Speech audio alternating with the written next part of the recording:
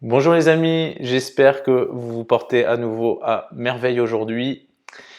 On va parler dans ce nouvel épisode de fiscalité avec aujourd'hui un zoom particulier sur la fiscalité dans l'immobilier. On a vu dans un épisode précédent, que je vais essayer de vous mettre ici, la fiscalité en général, comment fonctionne le barème progressif de l'impôt sur le revenu en France, pourquoi il est important de connaître son taux marginal d'imposition, mais on va le revoir aujourd'hui. Et puis comment lire sa déclaration d'impôt, à quoi correspond chaque ligne et pourquoi il est important de maîtriser ce que sont les déductions, les réductions et les crédits d'impôt et comment tout cela fonctionne. Alors aujourd'hui, fiscalité dans l'immobilier, pourquoi? Parce que autour de moi, j'ai pas mal de personnes qui me disent « Ah mais c'est super, j'ai mon locataire qui me paye mon emprunt et donc comme ça le produit d'investissement locatif est autofinancé et quand je rentre un peu dans le détail, je me rends compte qu'ils n'ont pas pris en considération les impôts qu'ils vont avoir à payer parce qu'ils touchent des loyers, donc des revenus fonciers, et qu'au final, le bilan n'est pas si positif et tout rose qu'ils le croyaient. Alors c'est pas pour dire qu'ils avaient tort ou quoi que ce soit, c'est juste la fiscalité dans l'immobilier, c'est très important. Si elle n'est pas maîtrisée, le montage peut être totalement différent et forcément sa performance. Et donc c'est pour ça qu'avant de rentrer dans le détail d'un investissement locatif, avant tout, il faut connaître comment fonctionne la fiscalité dans l'immobilier. Donc on se retrouve tout de suite.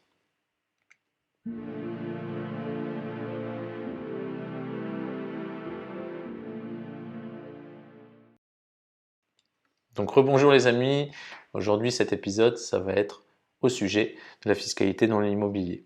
Pour ceux qui ne me connaissent pas, je m'appelle Mathieu, j'ai rejoint il y a 1 an et demi, 2 ans maintenant, une équipe formidable de conseillers en création et gestion de patrimoine dont le fer de lance est de développer l'éducation financière. Ils m'ont aidé à comprendre bien quoi faire de mon argent, quelles étaient les bonnes pratiques et les bonnes stratégies à appliquer quand il s'agit d'investir et de créer son patrimoine.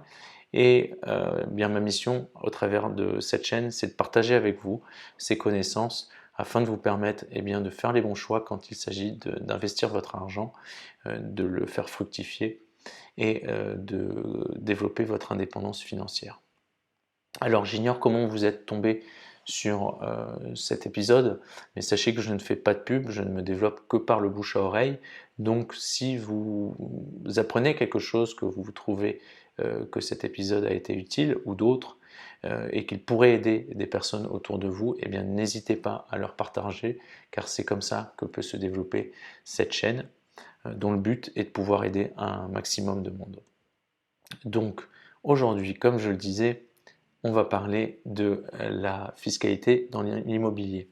C'est très important de la maîtriser parce que sans prendre en compte la fiscalité quand on fait un investissement dans l'immobilier, on peut avoir sur le papier quelque chose de très intéressant et puis en fait au bout d'un an on se rend compte que c'était peut-être pas si intéressant que ça, ou en tout cas que les nombres ne sont pas ce que l'on attendait.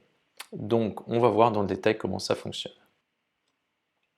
Donc premier petit rappel les amis, la fiscalité en France, comment ça fonctionne? On déclare ses revenus, salaires, revenus fonciers, revenus des capitaux, pensions, etc. Et ces revenus vont être ensuite divisés par le nombre de parts du foyer fiscal. Donc si vous êtes célibataire, une part; si vous êtes marié ou en couple, 2 parts; si vous avez un enfant, 2,5 parts, et ainsi de suite. Et donc on prend ce revenu total du foyer fiscal, on le divise par le nombre de parts, et c'est ce montant qui va être soumis au barème progressif. Alors le barème progressif, le voici. Il faut comprendre que si vous gagnez par exemple 30 000 €, vous déclarez 30 000 €, donc vous allez vous dire « Ah, je suis dans la troisième tranche, je suis imposé à 30%. » Non, ce n'est pas comme ça que ça fonctionne. On va le voir, c'est-à-dire que sur les 10 778 premiers euros que vous gagnez, vous êtes imposé à 0. Ensuite, sur de 10 779 à 27 478, cette part de revenus est imposé à 11%, ensuite de 27 479 à 78 570, cette part de revenu est imposée à 30%, et ainsi de suite, donc au-delà de 78 571 jusqu'à 168 995, on est à 41%, et au-delà, donc ce ne sera que les revenus au-delà de 168 996 qui seront soumis à 45% d'imposition. Donc on a quelque chose de progressif, c'est assez unique en France, hein, dans beaucoup de pays d'Europe, l'imposition n'est pas progressive comme celle-là. C'est pourquoi l'État a fait ça, c'est dans un souci d'équité, quand on y réfléchit bien, ça a du sens. Après, je ne veux pas lancer un débat politique, est-ce que les gens qui gagnent plus d'argent devraient payer plus d'impôts? Pas du tout, mais la volonté de l'État quand il met en place un barème progressif comme celui-ci, c'est d'essayer d'aller chercher un peu d'équité, un peu d'égalité face à l'impôt. Donc voilà, donc juste petite illustration, on va toujours prendre l'exemple de Martin, qui est toujours là pour nous aider, notre ami Martin. Donc il est célibataire, il a des revenus imposables nets de 31 500 euros. Donc une part, 31 500 divisé par 1, il a 31 500 qui vont être donc soumis au barème progressif. Donc comme on l'a vu, les 10 778 premiers euros, ils sont imposés à 0, ce qui fait 0. Ensuite, les 16 700 qui sont compris dans la deuxième tranche sont imposés à 11%, donc 1837 euros. Et ensuite, ce qu'il reste, donc pour lui, il lui reste 4021 dans la troisième tranche. Donc ça est soumis à 30%, donc 1206 euros. Donc on voit bien que son total, son impôt total est de 3043 euros dans cet exemple. Donc même s'il est dans la tranche supérieure à 30%, on voit bien que son imposition totale moyenne est plutôt à peu près inférieure à 10%. Par contre, et ça c'est très important, il faut prendre en considération que le taux marginal d'imposition ou la tranche marginale d'imposition de Martin, c'est 30%. Pourquoi? Parce que, eh bien bêtement, si Martin a des revenus supplémentaires, eh bien ils vont être imposés à 30%, voire au-delà. Donc c'est très important de prendre cela en considération.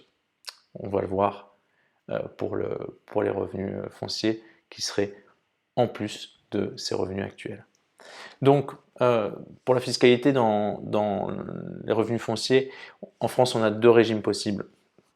On a le régime microfoncier, qui est un régime simplifié, et ensuite on a le régime réel. On va voir comment chacun d'eux fonctionne. D'abord, le microfoncier, c'est le plus simple. Eh bien, c'est tout bête.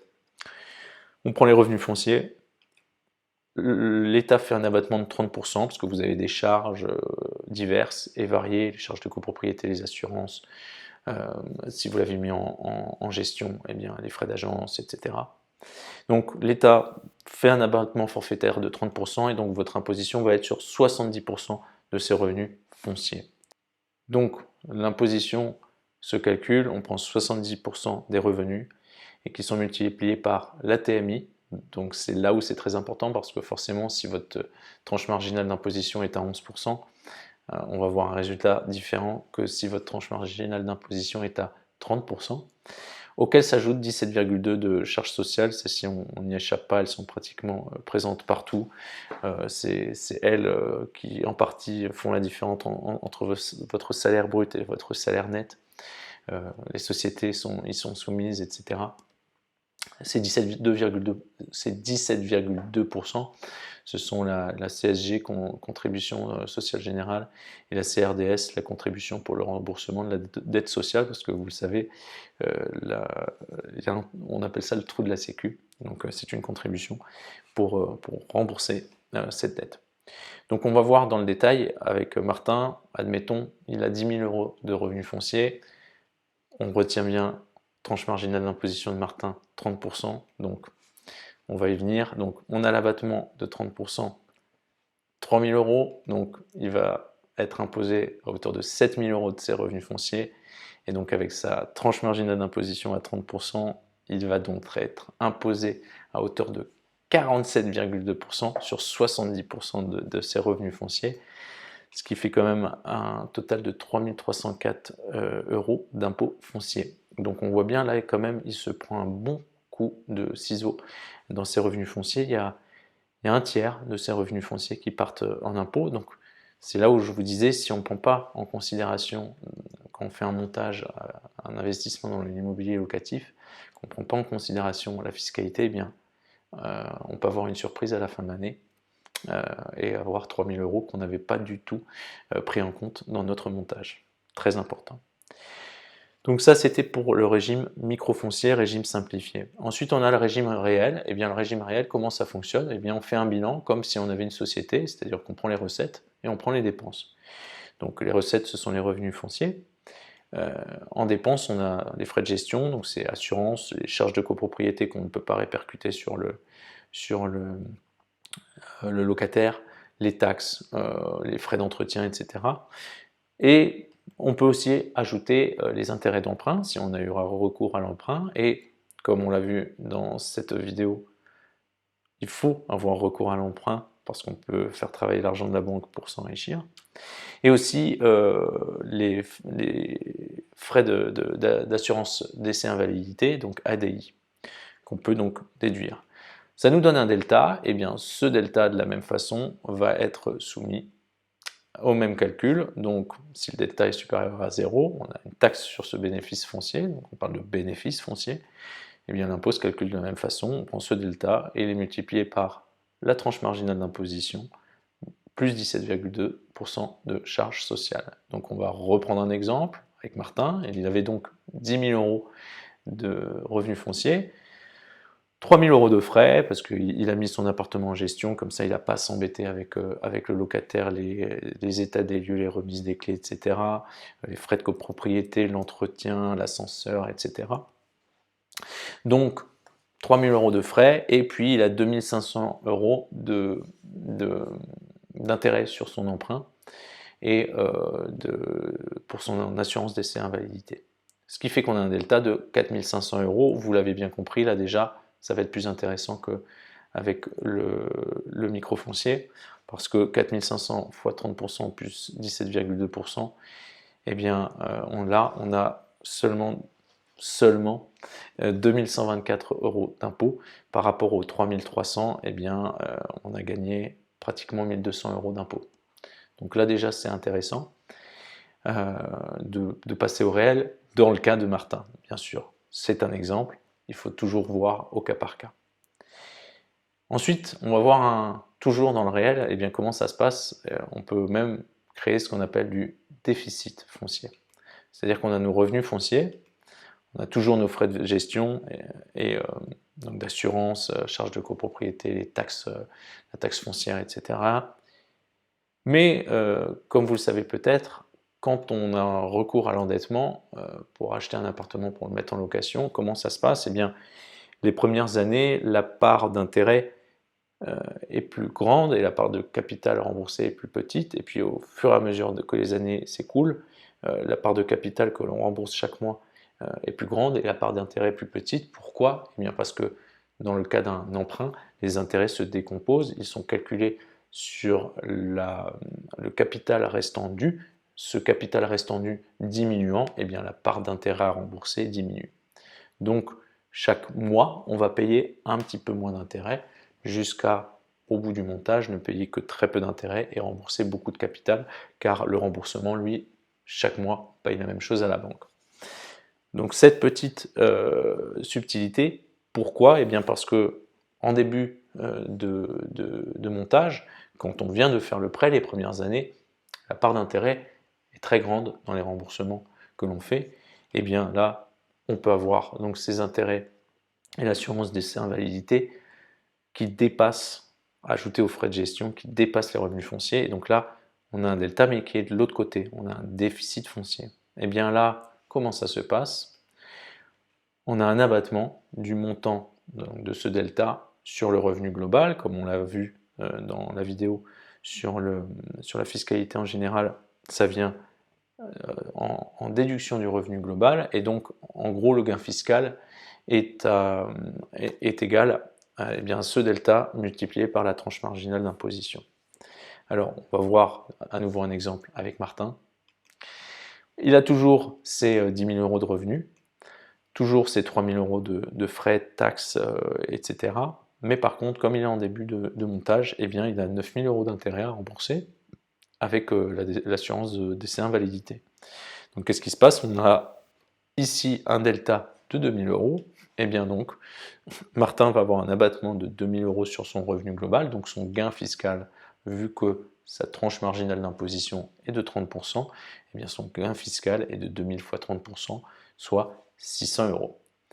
Donc une fois de plus, là, on le voit bien que bien maîtriser la fiscalité dans un montage immobilier, c'est très très très important. Donc voilà les amis, j'espère que cette vidéo vous a été utile, que la fiscalité dans l'immobilier c'est plus clair pour vous et que vous comprenez pourquoi il est très très important de prendre en considération la fiscalité quand on fait un montage en investissement locatif, parce que ça peut vraiment avoir un impact sur sa performance et sur l'argent qu'on doit mettre chaque mois pour pouvoir financer cet investissement.